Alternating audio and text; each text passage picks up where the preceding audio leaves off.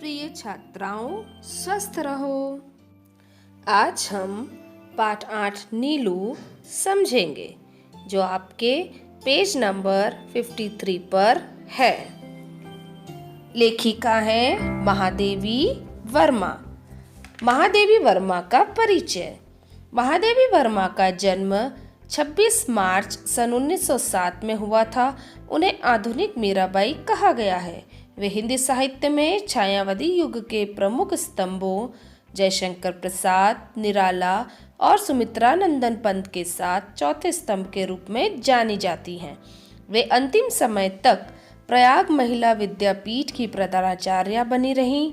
उनकी प्रमुख कृतियां हैं निहार, रश्मि, नीरजा, दीपशिखा, अतीत के चलचित्र, स्मृति की रेखाएं, पथ के राही आदि। उन्हें कई सम्मान पुरस्कार भी प्राप्त हुए, जिनमें प्रमुख रूप से यामा के लिए ज्ञानपीठ पुरस्कार, पद्म भूषण, पद्म विभूषण, मरणोपरांत आदि हैं। उनकी मृत्यु 11 सितंबर 1987 को हुई। पाठ का सारांश इस तरह से है। पाठ में लूसी और नीलू दो पालतू पशुओं का जीवंत वर्णन है। नीलू की माँ लूसी अल्सेशियन नस्ल की थी, जो अत्यंत समझदार और चुस्त थी। उसका रूप रंग भी मोहक था। वह इतनी समझदार व वफादार थी कि शीतकाल में जब उत्तरायण में बर्फ जमने के कारण रास्ते बंद हो जाते थे, तब वहां के निवासी लूसी के गले में सामग्री की सूची और थैला डाल देते या कपड़ा बांध देते, और वह सारा सामान चुस्ती से पीठ में रखकर ले आती। कभी कभी उसे कई चक्कर भी लगाने पड़ते, पर वह कभी भी अपने काम से पीछे न हटती। एक बार पास के पर्वतीय प्रदेश में से एक भौटिया कुत्ता भटकता हुआ आ गया और उन दोनों की दोस्ती हो गई। इसके बाद लूसी ने 2 बच्चों को जन्म दिया, जिसमें से एक बच्चा ठंड के कारण मर गया। लूसी फिर से दुकान आने जाने के काम में लग गई, किंतु एक दिन वह वापस नहीं आई। लूसी के जाने का सबको दुख था, पर उसका नन्हा बच्चा माँ के बिना रोता चिल्लाता रहता। उसे दुग्ध चूर्ण से बना हुआ दूध पिलाकर ऊनी स्वेटर में लपेटकर कठिनाई से पाला गया। उसका नाम नीलू रखा गया। नीलू अपने माँ बाप दोनों का मिश्रित रूप था। अल्सेशियन और भोटिये दोनों नस्ल के कुत्तों की खासियत उसमें थी। पूंछ अल्सेशियन कुत्तों के समान बालों वाली थी, तो पंजे भोटिये कुत्ते के समान चौड़े और मजबूत।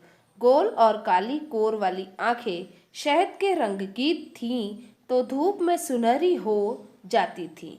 इसी प्रकार जहाँ उसका स्वभाव अपनी माँ के समान था, वहीं वह बल में अपने पिता की तरह था। ऊंची से ऊंची दीवार को एक छलांग में पार कर लेता। उसके स्वभाव में एक और विशेषता थी, वह था उसका स्वाभिमान। उसका प्रिय भोजन भी यदि उसे अवज्ञा से दिया जाता, तो वह उसकी ओर आंख उठाकर भी न देखता। वह लेखिका के घर के बाहरी बरामदे में बैठ आने जाने का वालों का निरीक्षण करता और पहचान वाले को देखते ही लेखिका के सामने आ खड़ा होता। वह भाषा भी समझता और आ रही हूँ, गुरुजी तुम्हें ढूंढ रहे हैं नीलू, अथवा कोई काम नहीं है जाओ, जैसे वाक्यों को समझकर उसके अनुरूप कार्य करता। उसमें अल्सेशियन की तरह हिंसा वह भोटिये की तरह शिकार की प्रवृत्ति का कोई चिन्ह न था। जब लेखिका के घर के रोशनदान में गौरैया घोंसला बनाकर अंडे देती थी, तब नीलू पहरेदार की तरह नन्हे नन्हे बच्चों की रक्षा का भार ले लेता था। छोटे बच्चे यदि घोंसले में गिर जाते तो वह मुंह में हौले से दबाकर लेखिका के पास ले आता ताकि उसे घोंसले में वापस सुरक्षित पहुंचाया जा सके। इसी तरह से जब लेखिका मोर, खरगोश आदि को दाना देने निकलती, नीलू साथ जाता और सब पशु पक्षियों का निरीक्षण करता। सबके सो जाने पर भी वह पशु पक्षियों के कक्ष व घर के पूरे अहाते का चक्कर लगाता। एक बार लेखिका के पाले खरगोशों ने जमीन के नीचे खोद खोद कर सुरंग बना दी थी, जो पड़ोस के घर के अहाते तक पहुंच गई। एक खरगोश बिल खोदते खोदते दूसरे घर में पहुंचकर बिल्ले का शिकार हो गया। पत्तियों की सरसराहट से सजग होकर नीलू ने लंबी छलांग मारी और बिल्ले को खदेड़ भगाया। वह सारी रात ठंड में खरगोशों की रखवाली करते करते बीमार हो गया। उसको निमोनिया हो गया और इंजेक्शन व दवा द्वारा इलाज कराना पड़ा। स्वभाव का शांत नीलू सारे कष्ट को झेल गया। एक बार लेखिका के अस्पताल में भर्ती होने पर वह भाग गया कि कुछ गड़बड़ है और उसने 3 दिन तक कुछ खाया पिया नहीं। अंत में उसे हार कर लेखिका से मिलवाने के लिए अस्पताल ले जाना पड़ा। इस प्रकार नीलू 14 वर्षों तक लेखिका के साथ रहा और उनके हर सुख दुख का साथी रहा। महादेवी द्वारा रचित इस पाठ में हमें पशु पक्षियों, प्राणियों से स्नेह और मित्रता करने की शिक्षा मिलती है।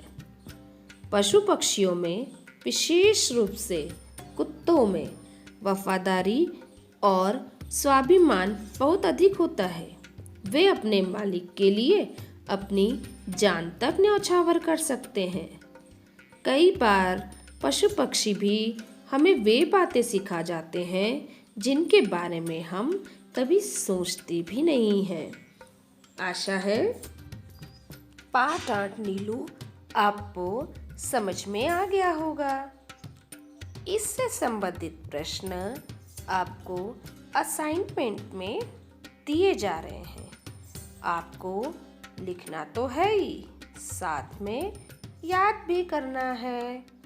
हमेशा प्रसन्न रहो, स्वस्थ रहो।